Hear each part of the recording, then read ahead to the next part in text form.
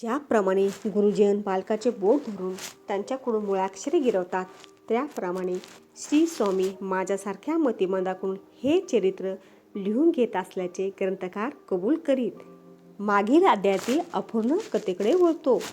श्री स्वामींनी चोळपात सांगितले की बडोदा नरशाकडे भक्तिभाव नाही, म्हणून तिथे जाण्याचे मला काही प्रयोजन वाटत नाही.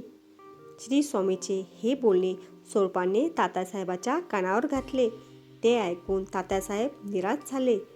आपले प्रयत्न वाया जाण्याची नामुष्की ओढेल या भीतीपोटी त्यांनी पुन्हा अनुष्ठानादी धर्मकार्य सुरू केली आणि गुरुचरित्राचा सप्ताह करण्यासाठी ब्राह्मण बोलवले. जेवणावळी उठवल्या आणि दानधर्मही केला, परंतु श्री स्वामींनी त्यांच्याकडे दुर्लक्ष केले. दिवसामागून दिवस उलटले. कार्य यशस्वी न झाल्याने चिंताक्रांत झालेल्या तात्यासाहेबांनी चक्क एकदा श्री स्वामींना मेण्यात घालून पळून नेण्याचा प्रयत्न केला.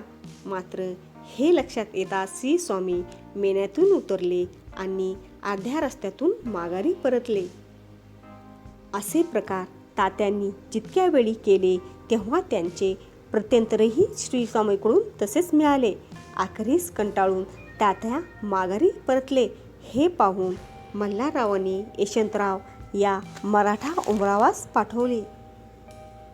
यशवंतराव अलंकार, वस्त्रभूषणे आणि द्रव्य घेऊन श्री स्वामीपाशी आला, तेव्हा श्री स्वामींनी रौद्र रूप धारण केले.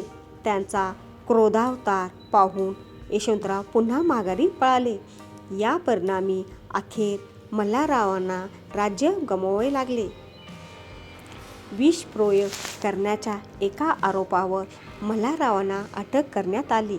श्रीच्या अवकृपेचे हे फळ होते. धन्यवाद.